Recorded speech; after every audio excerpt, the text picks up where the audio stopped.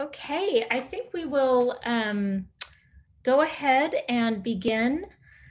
Good morning. Thank you so much for joining us. We also anticipate that our colleagues will continue to trickle in the next, 10 or 20 minutes. My name is Dina Fidas, and I'm the Managing Director as well as the Chief Program and Partnerships Officer here at Out and Equal. It is an absolute joy to be here. It is a testament to the commitment of all of you and the momentum of our shared work in China and really across the region. So without further ado, I want to bring in Erin Uritis, the CEO of Out and Equal. Erin is in her third year taking this organization to the next level. And we are so inspired by her leadership. She brings an incredible combination of private sector consulting expertise to bear, public sector work globally, most recently throughout the Middle East and Abu Dhabi.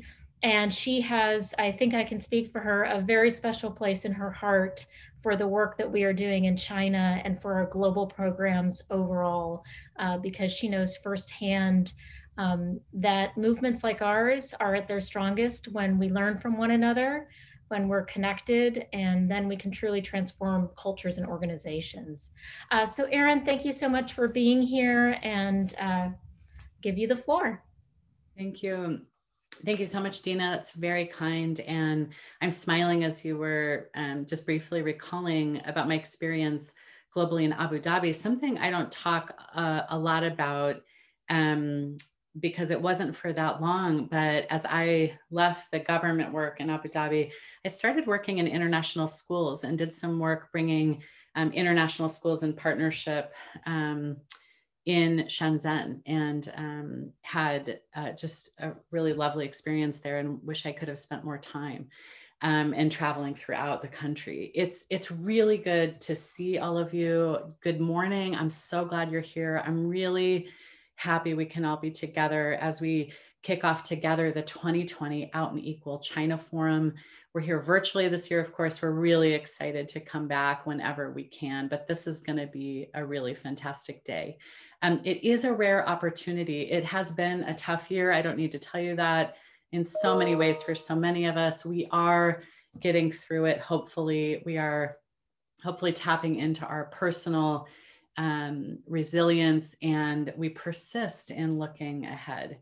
We are creating more inclusive workplaces for the future. We're telling our stories, and we are connecting with each other. We know that the future of workplace inclusion depends on our ability to create and sustain true cultures of belonging wherever we work.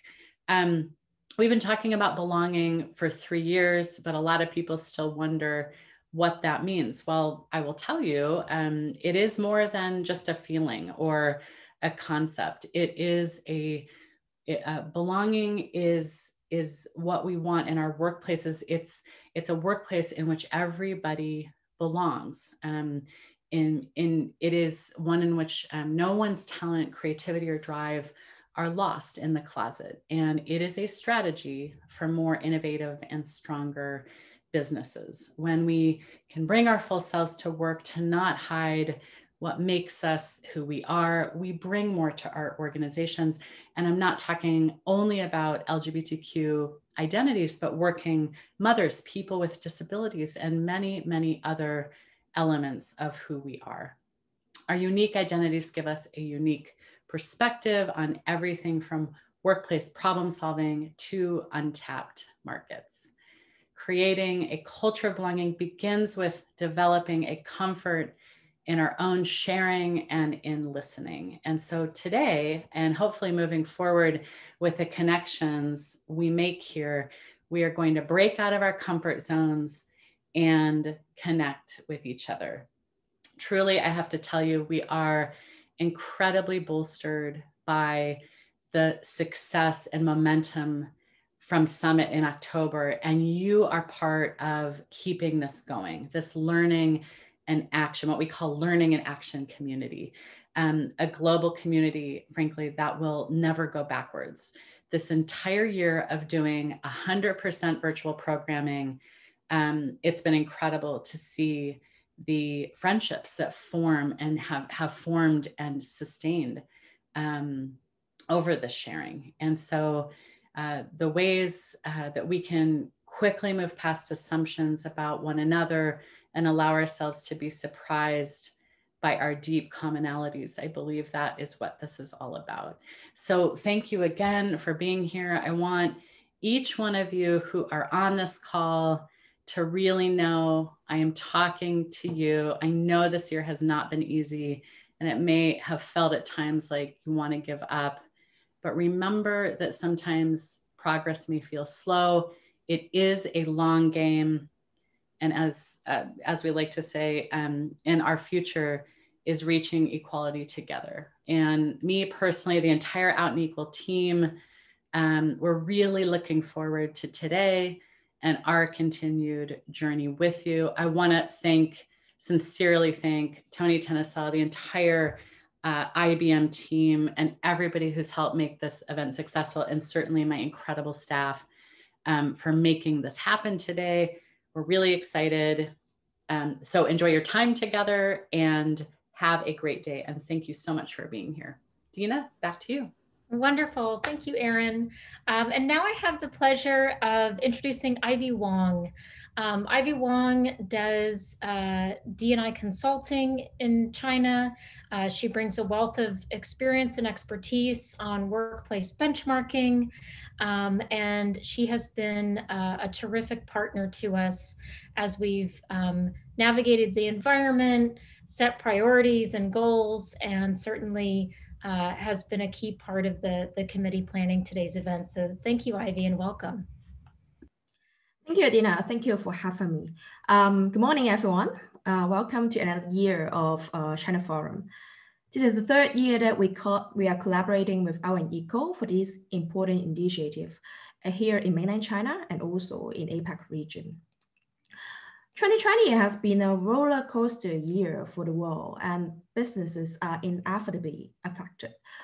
Changes have been accelerated in organization, including how we work, where we work, how we team up, and how we operate.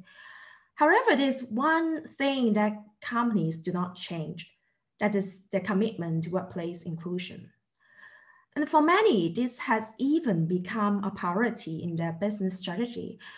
They will realize that if they do not act fast enough to recognize the importance of creating an inclusive workplace for their diverse employees, such as supporting working parents to maintain their work-life balance at home, providing tools to support mental health at work, business will suffer because of the loss of talents. This year in China, we have witnessed several employment discrimination cases involving major Chinese local companies here in court, which have attracted a lot of attention locally and globally. All these cases are reminders to us all that the cost of exclusion, which is tarnishing the business reputation and increasing employee turnover. As we are stepping into the final month of 2020, it's time to reflect what makes businesses stronger and more successful. The past years may be painful for some, but has provided the strongest evidence that workplace inclusion must be incorporated in our business strategy in order to ride through the challenges in the year ahead. So I hope every one of us can have a productive section today, this morning. Thank you so much for having me. Siwi, over to you. Wonderful, Ivy. Thank you so much. And actually, I'll segue us in, and you all will be hearing from my just incredible colleague, CV Viverito, a little bit later this morning. So with that, I have to tell you, I am so excited for our opening plenary panel. If you were to take all of the sound bites you just heard about diversity and inclusion driving innovation, the fact that the private sector can often lead ahead of even lawmakers, if you were to wrap all of that up into one extraordinary organization or company. I can say with confidence, with over a decade of working very closely with them, that IBM is that company. For those of you not as familiar with their legacy beyond the LGBTQ community, here in the United States, well before we had milestone legal changes for racial equality, IBM stood firm in its commitment to hiring talented people and quite famously declared that they wanted the talent regardless of race, creed, gender. This is a company that truly has, we say that a company has diversity and inclusion in their DNA. Sometimes I think that expression doesn't actually give enough credit because IBM was not born that way. IBM made itself that way. And that legacy is one that, as somebody who's done global diversity and inclusion for the last 12 and a half years, and personally partnered with IBM, it's an extraordinary story of how a company can resolve to make its commitments to inclusion truly global, but there's also a constant churn and a constant dialogue that actually brings the local up to the global. What I mean by that is you have leaders like Tony Tenisilla, who's going to speak next, mentoring people, taking the feedback from local markets to inform this global policy. So we're doing something rather extraordinary this morning in that we are kicking off with a regional panel, but all from the same company, from IBM, because their lessons for all of us are really exemplary. So with that, it's a pleasure to introduce their global lead for D&I, Tony Tenisilla, who's going to tell us first a little bit more about IBM's story, and then we'll get into the panel. So with that, Tony. Thanks so much for the warm introduction, Dina. Good morning, everyone. Welcome to this year's Out and Equal China Summit. It is an absolute pleasure to be here with you today from New York. All of us at IBM, really have valued our longstanding partnership with Out and Equal. It's been an absolute pleasure to work with Dina in many, many regions. And so we are very much, very thankful to actually be here and to be part of the opening plenary. I wanted to start with just a very short presentation, as Dina mentioned, with respect to our journey. Personally speaking, diversity and inclusion are my passion. They've been an integral part of who I am, and our long history in diversity and inclusion is something that makes me very proud, and one of the key reasons that I joined IBM so many years ago. But before we launch the panel, let me kick off with today's conference with a point of view on how diversity and inclusion are evolving over the past few years, from solely focused on gender, ethnicity, compliance, to a much more inclusive intersectional approach, which encompasses all aspects of an individual's background, experiences, and identity.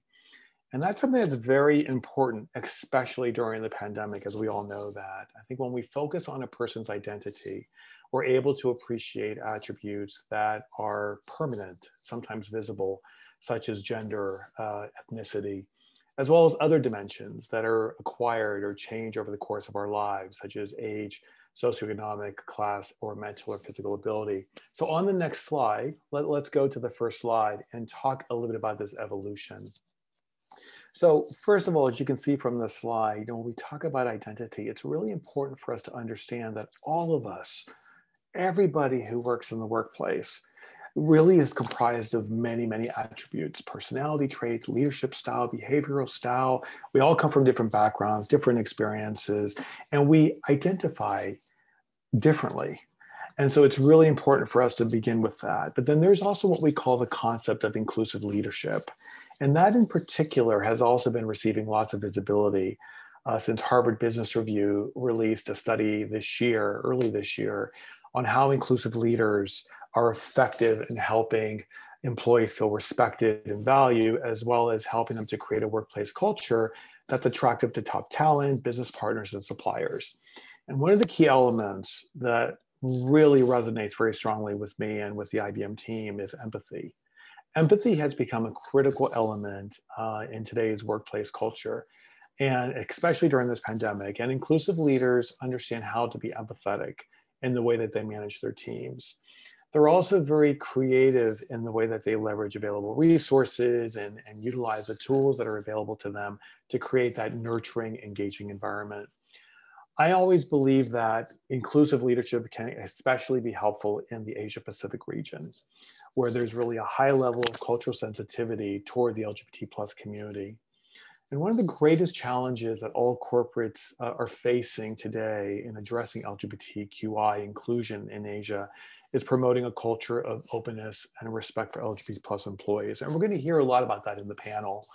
One of IBM's most senior out executives, a good friend of mine, introduced a concept called the cost of thinking twice.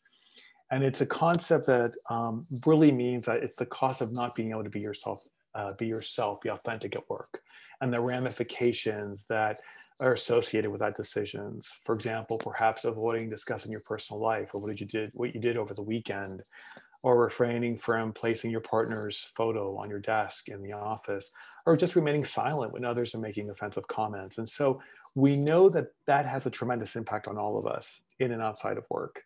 And so our ability to address the challenge of respect and inclusion, and as Erin mentioned in her opening remarks, belonging, right? That's really what makes a difference. I think another challenge in today's environment is that the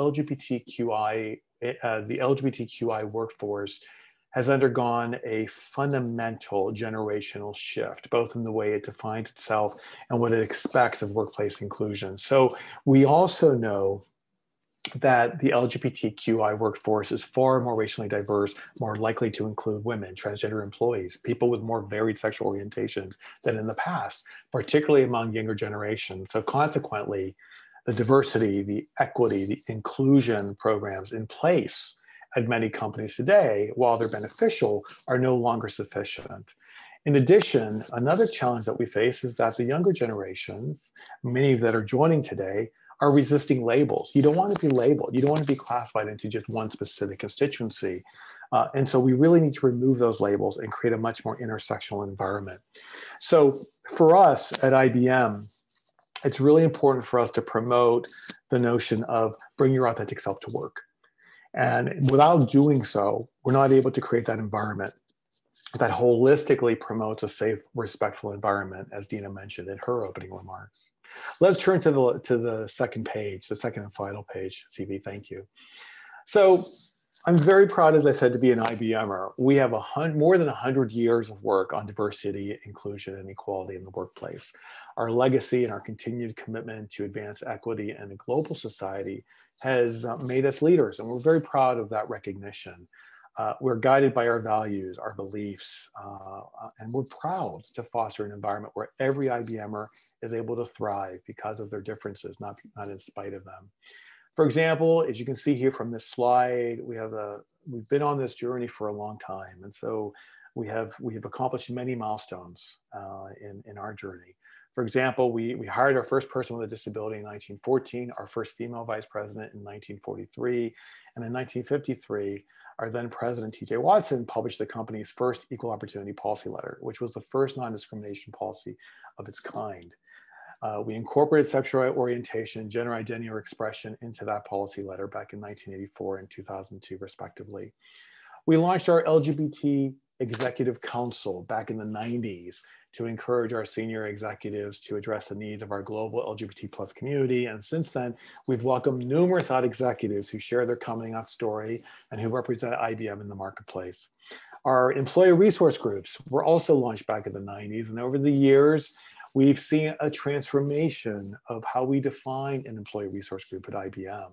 We've transformed those groups to contribute to the well-being of not only our employees, but also our customers, contributing back to the business and helping us strengthen our client relationships. And in 2017, we launched the Out Role Models program that we'll be hearing a little bit about during the panel to recognize our LGBT plus top talent globally and to invite them to lead our LGBT plus inclusion activities globally. And finally, during the same year, we introduced the Rainbow IBM logo in the marketplace as a visual representation of our commitment to advance LGBT inclusion. So there's so much to share. I'm going to stop there and allow the IBM team to share their own experiences during the panel. But I just want to personally thank Erin, Dina, and the Out and Equal team for such a tremendous partnership that we've enjoyed over the years. We're so much looking forward to exploring more collaboration with you. And I thank all of you who are attending this or perhaps listening to a replay. I also thank you for taking the time to attend this very important conference. And I'm looking forward to returning to China sometime in the near future. I'll pass it back over to you, Dina. Thank you. Thank you. Thank you so much, Tony. And indeed, I think we're all quite eager to be together again very soon. And so with that, it's an absolute pleasure now to welcome a really incredible set of diversity and inclusion leaders from across the region from IBM. So we have Rich Cruz, ASEAN D&I leader, Midori Sugita, excuse me, Japan D&I leader, and Troy Fan, Greater China Group D&I leader. Welcome to all of you. Thank you so much for being with us. Can I ask each of you to tell our attendees a little bit about your current role and a little bit about yourself? And I think we'll start with Midori-san. Thank you for being here. Hi, everyone. My name is Midori. And thank you for having me here. It's a great honor to be here because I think it's important to collaborate with you all because we can collaborate via online in these days. And I'm leading diversity and inclusion in Japan. And I think we have similar culture or unique points across APEX. So I look forward to sharing what we are doing in Japan today. So thank you. Thank you so much. And Rich, would you like to introduce yourself? Hi, everyone. Good morning. Thank you for having us here. It's really a great pleasure. Well, my name is Rich. Been part of IBM for 8 years, and recently I just take on the role as ASEAN Diversity and Inclusion Leader. So when say ASEAN, this include countries such as Malaysia, Singapore, Indonesia, Thailand, Vietnam, and the Philippines. So thank you so much for inviting IBM here. It's a pleasure. Thank you. And Troy. Thank you, Dina. Hello, everyone. This is Troy from GCT, from Greater China Group, and then I'm currently sitting in the Shanghai office of IBM. And physically, I think I'm very close to Ivy, and also some names from the attendees like Charlene and Curtis. We know each other through the previous sessions and also through the on-site activities held by Shanghai Pride. And it's my pleasure to join this panel and share the practice of GCT and also to exchange the ideas, express practice with Midori-san and Rich. I think today, it's a very, very important for the APEC region because the pandemic have caused so many troubles for us. And I think approaching the year, and it's time for us to connect virtually, although not physically, but virtually, and share what we have learned throughout the year. So look forward to the rest of the session. Wonderful. Thank you so much. And so with our roughly 25 minutes together, and to all those in attendance, we will have an opportunity for questions for our wonderful panelists, and you'll be using the chat feature for that. But first, there's so much to be gained by understanding where a journey began. And so Tony gave this very broad view of IBM globally and the 100-year history. Let's talk a little more locally. And I'm wondering if I can begin actually first in Japan with Midori-san, because IBM has played a really pivotal role in the momentum across the country in terms of LGBT workforce inclusion? Thank you, Dina. Let me introduce Japan journey. The journey for IBM Japan began in 2003 when one employee came out to HR. I think this was the beginning of our journey to understanding the importance of LGBTQ inclusion.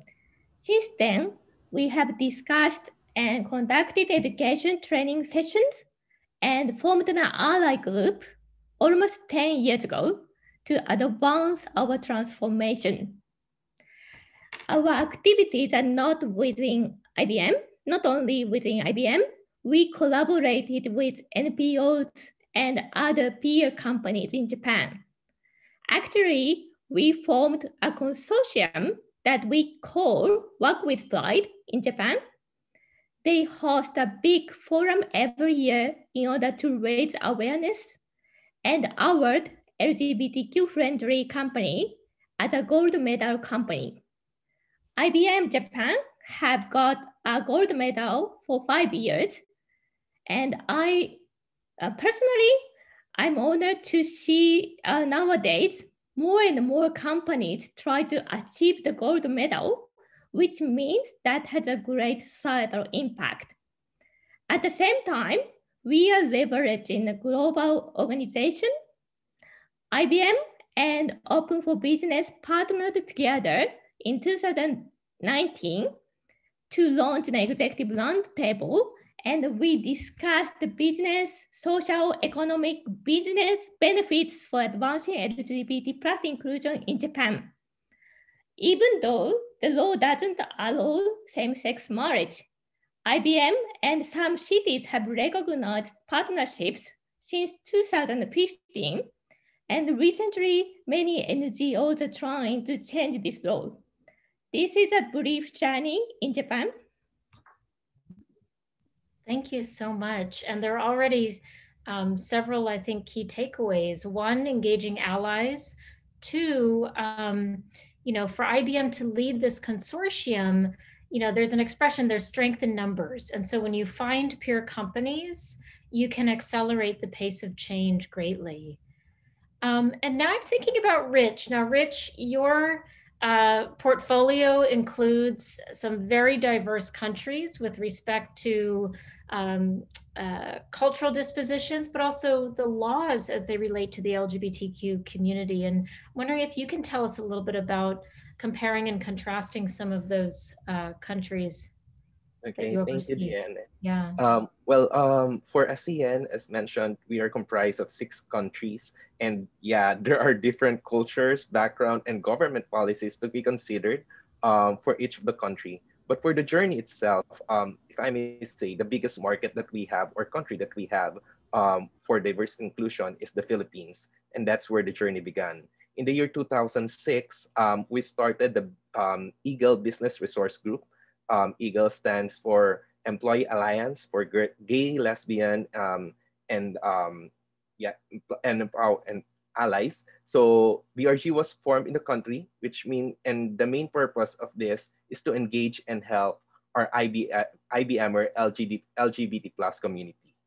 It only started with a small group, roughly around 10 to 15 members, but with all the regular programs that are being conducted by the team, we have reached at this point 300 members. And by next year, we're planning to expand that into the whole ASEAN, as we want to have a one ASEAN BRG or Eagle BRG. So talking about other countries as well, Indonesia, Malaysia have government limitation with regards to LGBT activities. So it will be a challenge for us, but we're working with global projects and programs on how we can engage these people given these limitations. Yeah, thank you so much. And Troy, and in terms of GCG, it's been quite a journey as well. Yes, indeed, Dina. I think in GCG, I think the development of this topic is accompanying the booming of China economy. So, and with the economy booming, the people's mindset is also changing.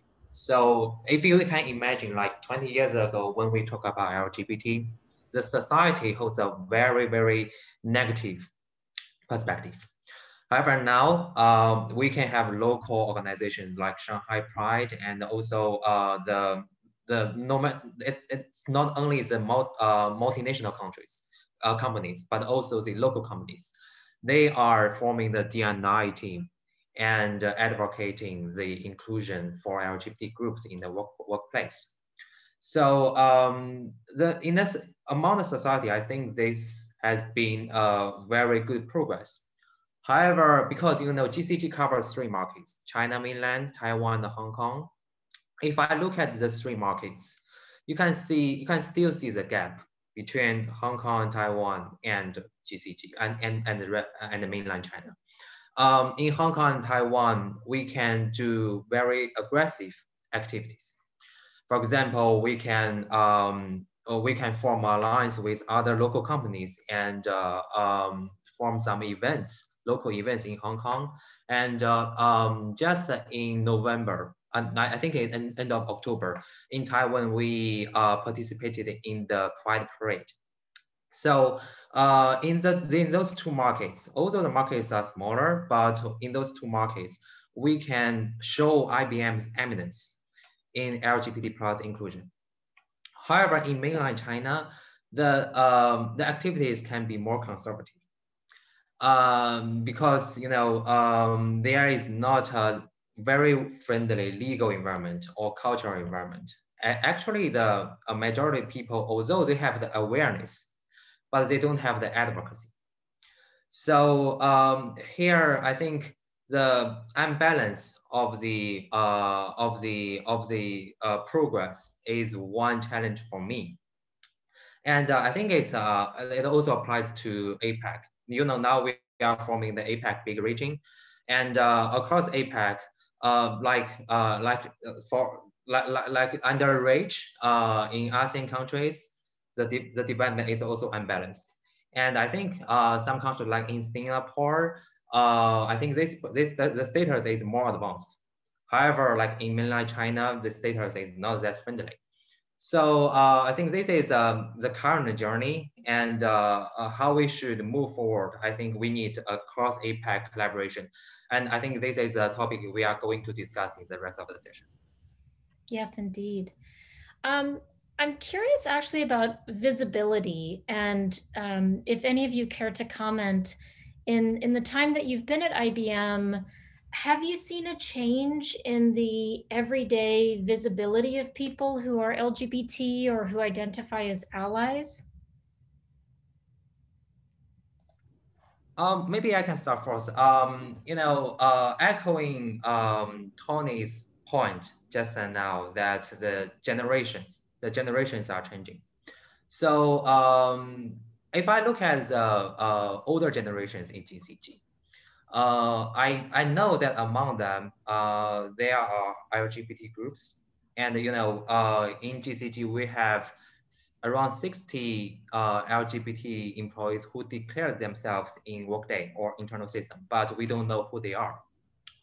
And we just couldn't find them through their appearance, because in the older generations, they are more conservative and they tend to dress like others and behave like others. However, recently we are seeing more cases among the younger generations. They would like to express themselves, express their gender identity, express their sexual orientations. And I think this is a very good sign. Just to share an example, I think like 2 months ago, a manager reached out to us asking if IBM has any rules on the dress code, because one of her new team member, he wears some earrings, the big earrings in office, and it's in Beijing office or headquarters, and the manager is kind of worried about the impact to team members. So although I will for sure not educate, but share some material with the manager asking if she have ever considered the LGBT. Maybe the employees are LGBT group. The manager said, "Oh no, I don't know this. I know there are people among us who are LGBT group, but normally I just couldn't see them." Now I think this is a good sign that our younger generations are expressing themselves, and this is increasing the awareness to our managers and also to the people around them. So I think this is a good sign I would like to share. Thank you so much, Tori. Rich, I don't know if you want to comment, or Midori. Yeah, if I may. So just like Troy in ASEAN, yeah, younger generations right now are more out compared to the older generation. But I think what is also important, or what triggers for people to come out and be themselves in the company, is the support of the leadership team. Because without that, I mean, with all the supports coming from the top management, um, pushing that people are safe here, people are can do or can be their best self in the company. I think that's one important thing why right now it's more open compared to the past or in the past. Yeah. Let me add some comments. We have a similar culture. The people tend to be conservative, but the younger generation is more open than a senior generation. Still, I have witnessed a great transformation on our mindset in IBM Japan. We conducted education every year, and actually, when we formed an ally group for the first time, it was only a few people, 2 or 3 people, but now we've had 200 people ally groups. That's a huge for IBM Japan. And also, all executives directly report to general manager in Japan are allies. So they showed their strong commitment. And for outrole model, we have strong outrole model leader who can lead great activities in Japan. But I know some people don't prefer to get attention from others. They prefer not to get visibility from others because being LGBTQ doesn't show who they are. So we continuously have education, and personally, I think new hire trainings is very important, and we are conducting every year. Thank you so much. And that, I think the comments you just provided provide or give us, I think, a nice bridge, because we're hearing about some of the differences across the region. We also know that there's commonalities, elements of a successful diversity and inclusion initiative that are shared, you know, whether you are in Tokyo or Hong Kong. And I'm wondering if you can speak to some of these shared practices and priorities that we could see across IBM, across the region.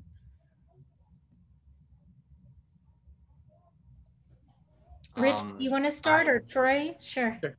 All right. Sorry, maybe Rich can go first. Okay. So yeah, for ASEAN, since it comprises of different countries, there are limitations, and of course there are things where we can collaborate and can easily be administered. Like for instance, we just recently launched this gender affirmation treatment to 3 countries, particularly Thailand, Philippines, and Singapore. And this was really well taken by the employee. They're aware that it's there, so people can take advantage of that benefits. And another benefits that we created for our employee, this in partnership, of course, of our business resource group, is the inclusion of the same gender benefits into their HMO. So it's really, really useful for the people or for our employees, particularly with same-sex domestic partnership. Though we can fully implement it in some countries, but in some countries, it became really, really successful. Yep. you. And Troy, did you want to add on to that? Yes, I think in terms of the shared priorities, or we call us diversity and inclusion professionals. I think the name diversity and inclusion can explain the shared priorities very well. So I think one priority is around diversity, around the number. So for example, I think in all three regions, we share same topic like LGBTQ plus and gender diversity and also PWD programs. I think very important metrics is the number. So if you have a good number of diversity group in your team, then I think it's more easier for D&I professional to push the agenda forward. For example, GCG, in GCG, we have 50% of our workforce as females. So exactly half and half. So when you are talking about gender diversity, it's very easy because 50% of the workforce is a female. So you can simply do some programs around female programs, and you have enough advocates for it. However, in terms of LGBTQ plus, the things can be very challenging because under this culture, people are not very willing to express themselves. So which caused a challenge for us because we don't have so many role models. In GCG, I have role model Jimmy, and Jimmy always helped me, stand with me to show his perspectives on inclusion and be a role model. However, we do need more. So I think this is one shared priority for us is to increase our employee base. And the second one is around inclusion. Inclusion, I think it has two parts. One is how employees or diversity groups can be their authentic selves in the workplace. And the other part is how the rest of the employees can be good allies and promote inclusive culture. So in terms of the shared priorities, I think those are the 3 points I'd like to share. Back to you, Dina. Thank you so much. Midori, I don't know if you wanted to answer that or the next one. Actually, for Japan, we share the same priorities as Troy said. We haven't had many out role models in Japan because of the culture. Many people prefer not to come out. So collaboration across APEC or collaboration with global organization is key to having more education or awareness. And also employee engagement is another focus. So we need to show we recognize each person. And for Japan, we started the same sex partnerships system originally in IBM Japan since 2015. And I've received many positive feedback, because they felt the company recognized them. And for distinct goal for Japan, Generation Z really check diversity and inclusion status for each company. So they check whether the company already acquired gold medal or not. So this kind of external eminence is also important in Japan. Thank you so much. We're starting to actually get some really interesting questions. And so what I'd like to do is ask each of you one last question before we move to our attendees' questions. But, you know, here we are, it's almost the end of 2020. And many of us, you know, start to then think about the upcoming year. Are there changes we want to make? You know, what are our resolutions? And I'm hoping that each of you can share either a personal call to action for those who are attending today, or a group call. You know, you're amongst friends and you're amongst people from a variety of organizations and companies committed to change. And so maybe we'll start with Troy. If you have a call to action, something you'd like to see all of us work towards in the coming year. Back to my point just now, the diversity can help promote inclusion. So I think the first priority for us is the diversity hiring. We are planning to attend multiple forums like also the hiring forums, specifically targeted to PWD group, LGBT groups. And this is one. Another one I think is to brand IBM externally as a very friendly company for LGBT plus groups. And you know, EPH, early professional hiring, is a very important initiative across IBM, no matter in Japan, in ASEAN, or in China. And among our EPH groups, if we can hire very best talents who are LGBT group, I think they can be a good role model. This is around the branding. So to achieve this, I think in GCG, especially in China, one channel I would like to utilize is external partnership. So, you know, we not unlike in Japan or even unlike in Hong Kong or Taiwan, where we have the existing programs in the society level. In China, we don't have this condition. And what we need to do is to partner with some local organizations or communities like Shanghai Pride. And I know Charlene also in the call is planning a new organization in Shanghai, which is a very good platform for us. So a partnership with them is a very good option for us in China.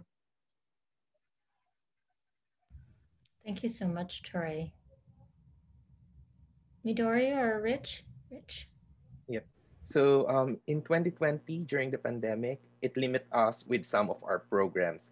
But this is also an opportunity or a great opportunity for us to collaborate more, particularly with other countries, because right now, everything is being done virtually. And we want to take advantage of that and probably create more partnership in the future because IBM can't do it alone. This D&I agenda is a bigger thing out there, not just for IBM. So partnership and working together with other companies is also important for us. Yep. In Japan, fortunately, the number of allies in Japan is continuously increasing. But as Troy said, we also would like to foster greater openness where people can come out easily, and also establishing employer branding is another focus. And in order to take our journey to the next level, I think we need to offer opportunities to learn and think about intersectionality because we are all different in Japan. Thank you so much. I love all of these calls to action. And I think that when we state our intention publicly and amongst supportive colleagues and friends, we're more likely to accomplish it. So thank you.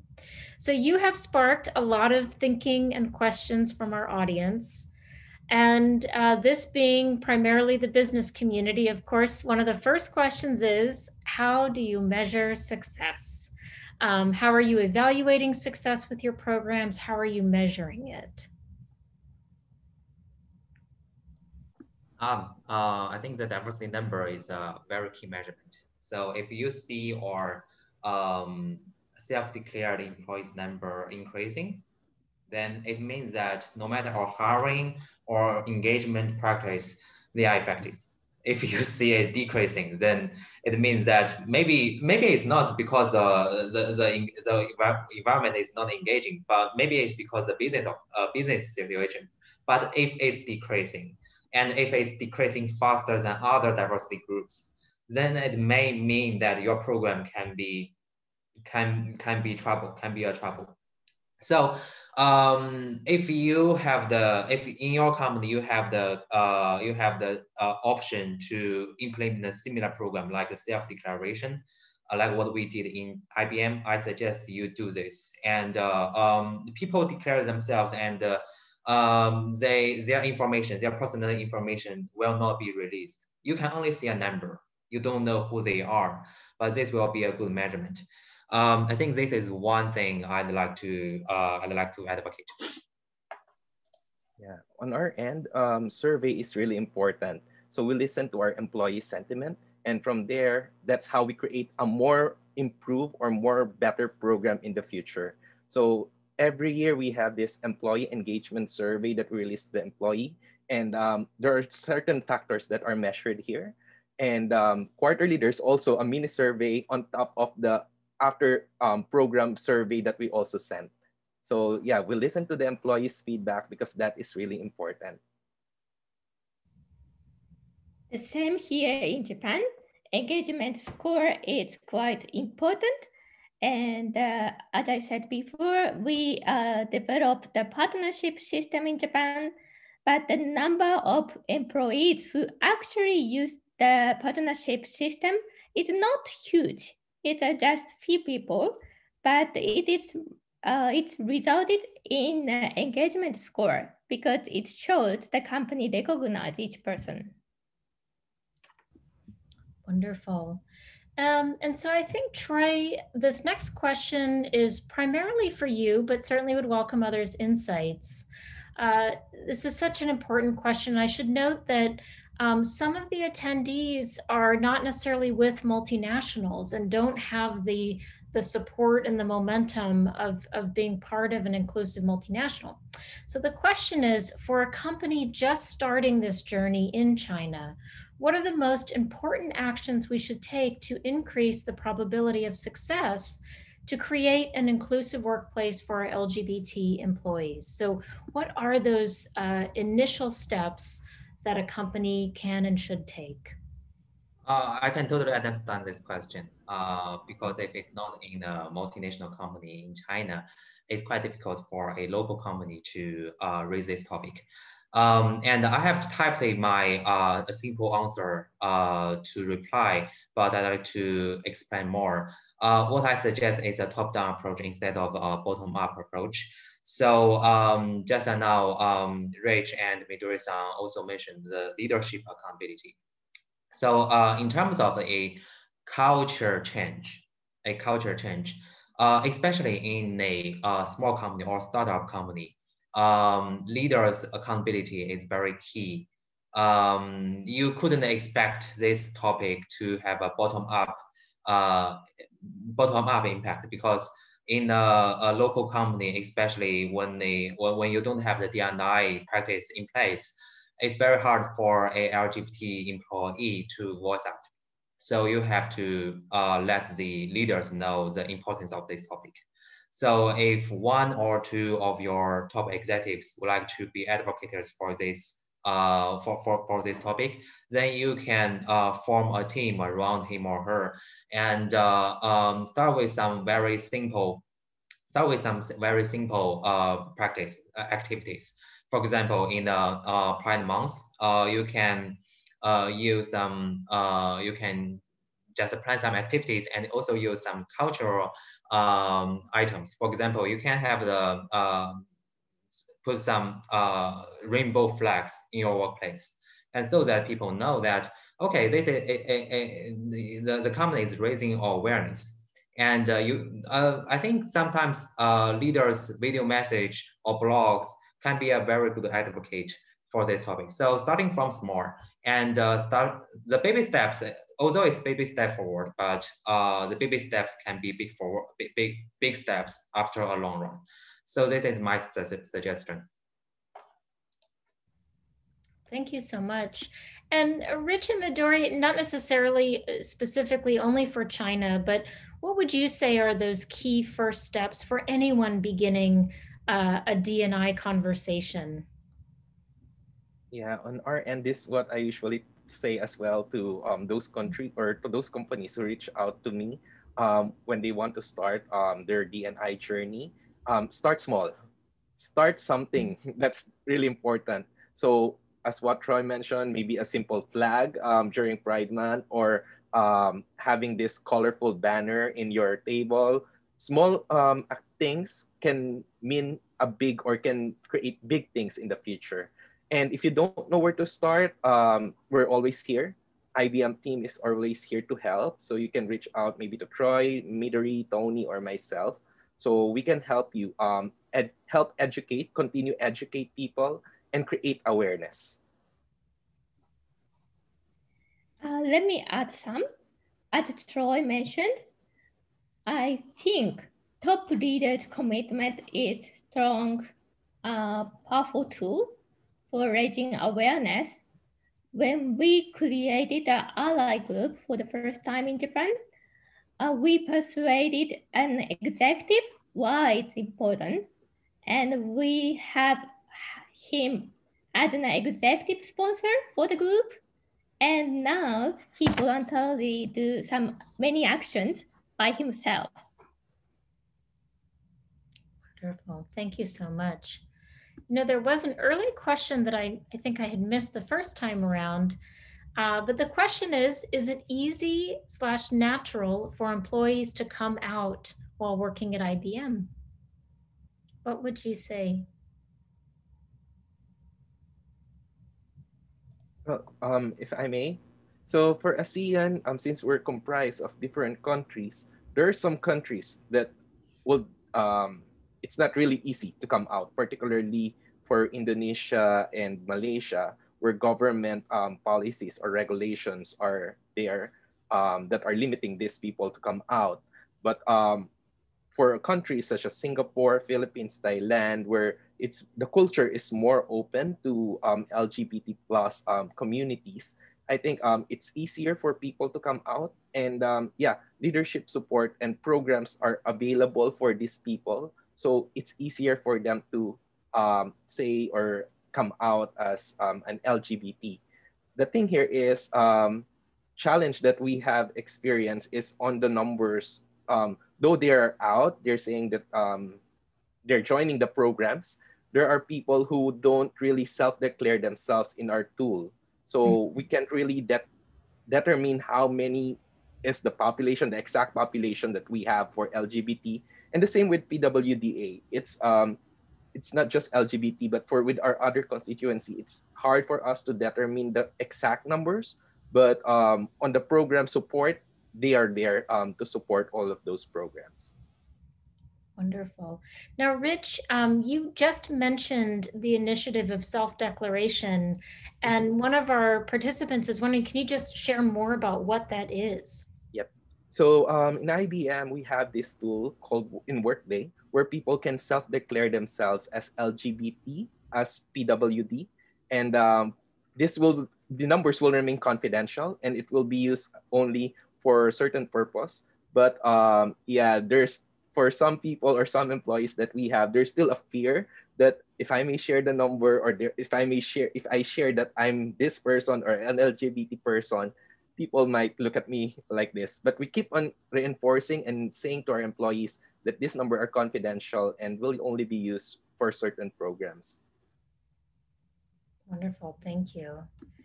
And actually, could you, or if another panelist wants to talk a little bit more about how do you make that a successful and how do you normalize the self-declaration and get to a place where there's accuracy in the reporting? It looks like this has sparked some questions about key metrics and questions for success. So if I'm an IBMer sitting at my desk or my laptop from home and I get this survey, what are the other messages I'm getting about the importance of filling this out and the trust? How do you get people to trust this process?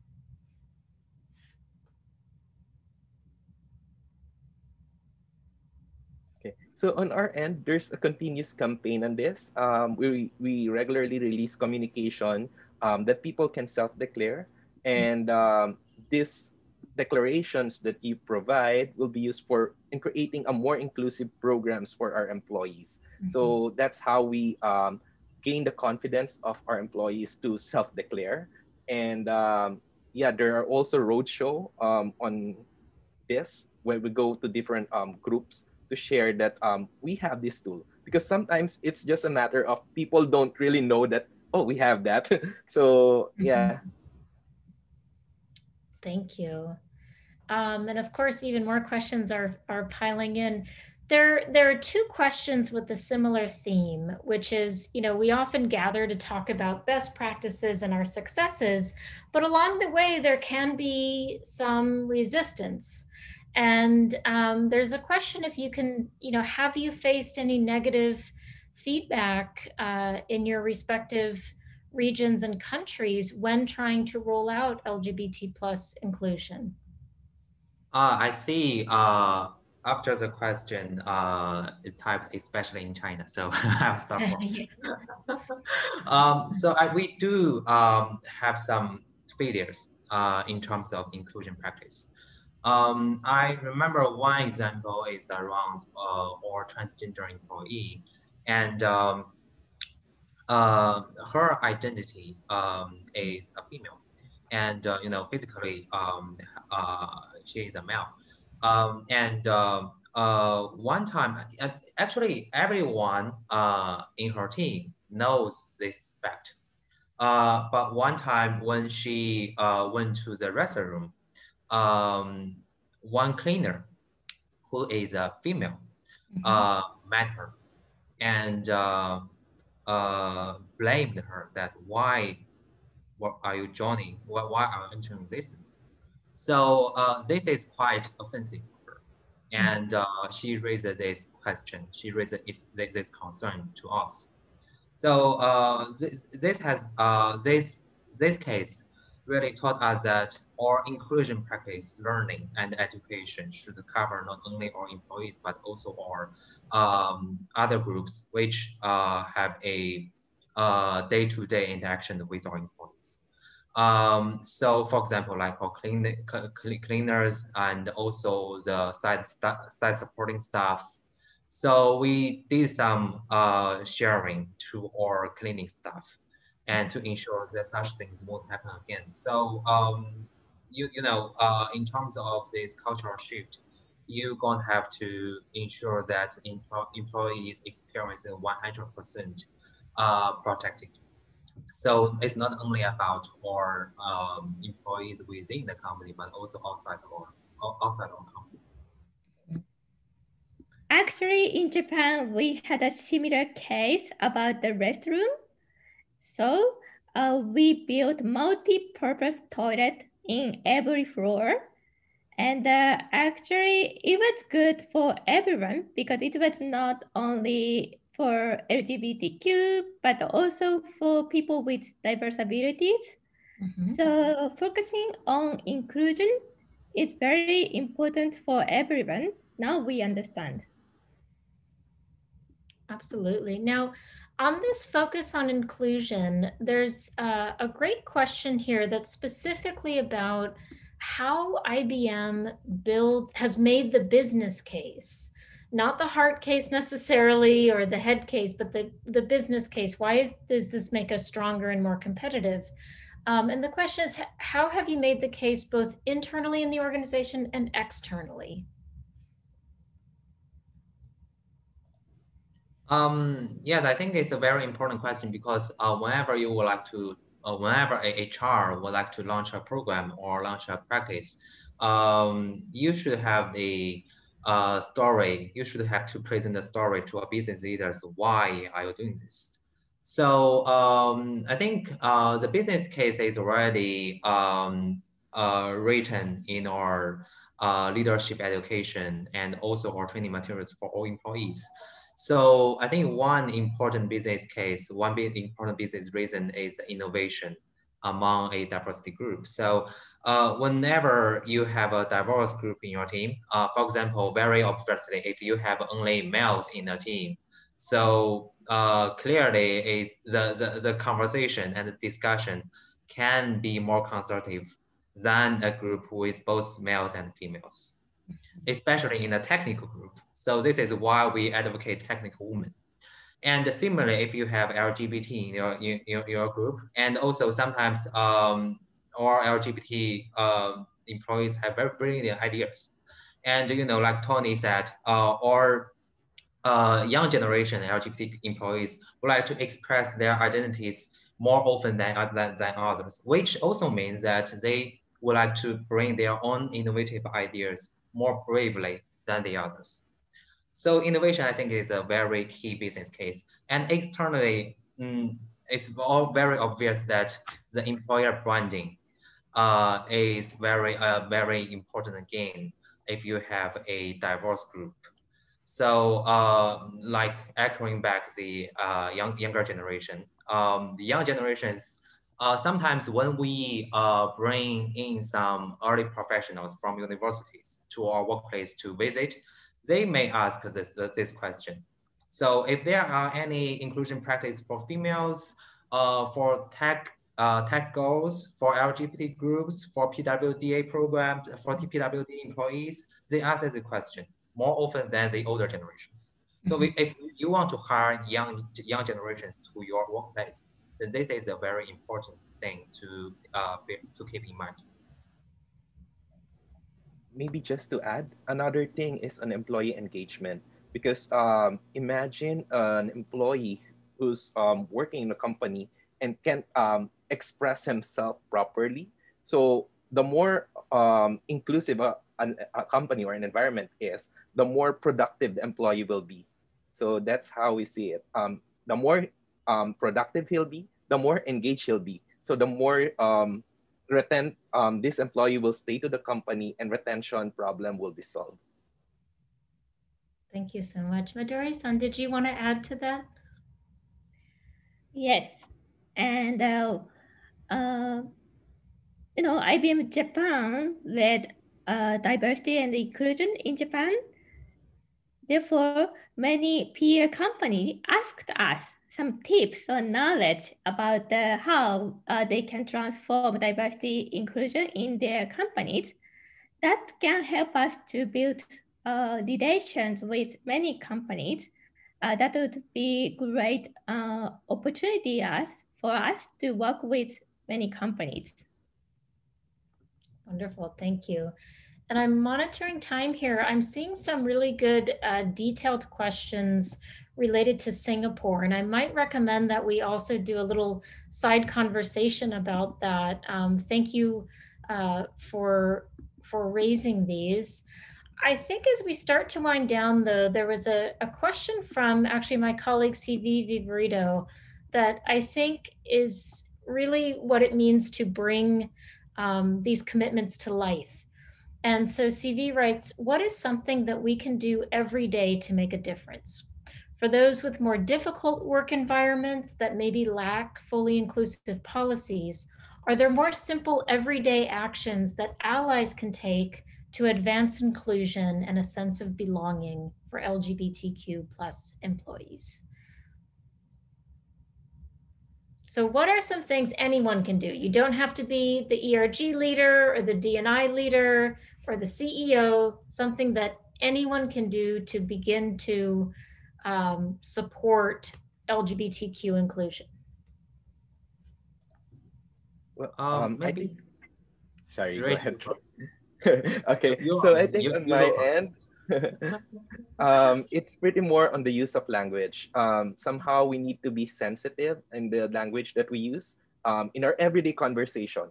Though sometimes it can't be avoided, but at least have some sort of thinking twice every time we speak.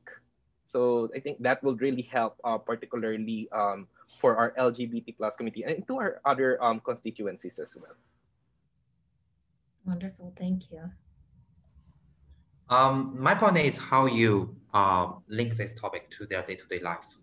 So in our in this year Pride Month, we did a interesting online activity called "Share Your Rainbow Through Your Life" from your life. So whenever you see some rainbow color symbols, no matter it's a subway line map or some decorations, or the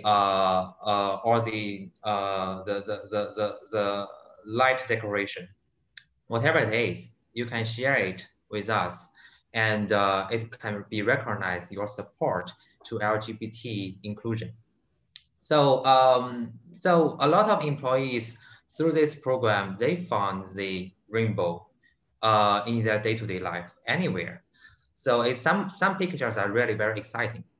And through this activity, I think we can link employees' concept to their daily life. And in the future, whenever they see some rainbow color, they can link to their Pride Month activity. And this is how we help infuse this notion into people's head. And as DIY professional, you have to be smart around this. Thank you so much, Troy. Midori-san. Nowadays, almost all meetings are online. So this kind of virtual background can help us to show our feelings or support for LGBTQ. So now I'm promoting this kind of variety of background. They can choose what they want. And also, sometimes when I meet with my clients outside IBM Japan, I also use this kind of background, and it can help us to have a small ice break, or sometimes it can help discussion. So that's a great tool. I am so glad you said that, Midori-san, because that's exactly the creativity and the boldness that moves people. And I think it's also it's so vital that you said in front of clients. I think too often people think, well, if I'm client facing, I'm, potentially going to be more closeted about being an ally or more closeted about being LGBT. And I think sometimes people forget that it actually may be the opposite, that the client feels completely more liberated. The client might have a newfound respect for IBM, for the particular company that they're working with when they see this. Um, I'll offer that we have found in study after study that discrimination and bias never happens in isolation. Statistically, a workplace that allows comments or jokes about LGBT people statistically is most likely allowing jokes about people with disabilities, inappropriate comments about women, so on and so on. On the other side of that coin, a workplace that has embraced its LGBTQ diversity, that nurtures the diversity it has, this is a workplace on the move. This is one where people can not only be themselves, but bring their full talents to bear. Think creatively about how their life experience and their identities can actually inform their work. And we've just seen many, many examples of what it means to feel valued, not despite your being LGBT, but because specifically you are LGBT, you are a woman, you are a parent, you are a person with a different ability. So I want to stick to our time. A few quick things here. We didn't have time to get to every single question, but I would say that's all the more reason to stay with us for part 2, which will begin in 15 minutes. We can tackle these in detail, and my colleague Karina Hendren has put the information in the chat box here. This is where we take it from the inspirational to the practical. But I want to really thank Troy, Rich, Midori, and Tony for your insights and the way that you truly have been changing global workplaces. We know that 6 months from now, people will still be referencing this. I'm sure that all of you will be flooded with messages on LinkedIn and other places because people want to learn from you. But I think we have located, we need structure, we need policies, we do need equitable benefits to ensure that, same-sex couples are being treated equally as their married counterparts. We need to have protocols in place so that a transgender employee can use their social name and not have to be burdened or marginalized because they can't access other legal frameworks. But we also know that those policies and those benefits, they don't necessarily change culture. The culture change happens with all of us. And I think you've given us all some very important practical tools and skill sets to highlight. Everything from day-to-day empathy to the nuts and bolts of ensuring you have a pipeline, you have visibility. It's not just about the C-suite, it's emerging leaders being able to bring their full selves to work. So again, I want to thank all of you. I'll pause to see if anybody has any final thoughts before we adjourn for a very brief coffee break, tea break, and then come back at 1:30 for part 2 with our breakout groups.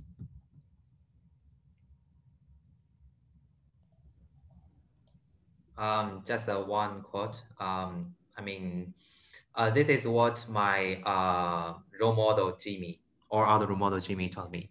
So one time I was writing this article to advocate inclusion among GCT, and I asked him for some advice. And he told me that, Choi, you don't have to be nervous. Everything you did, for you is a work because you are a D&I professional, but for us, it's a very huge encouragement. It means that our workforce is being inclusive for us. No matter it's big or small, if it's only a baby step, for us, it's a big step. So as D&I professional, just be brave to step forward. Wonderful. Thank you so much, Troy. Dina, I'll just say a few closing comments. On behalf of IBM, I'd like to thank Out and Equal for the opportunity to showcase the IBM journey during this opening plenary session. It's always been a pleasure to collaborate with Out and Equal, and we're very much looking forward to participating in the next session.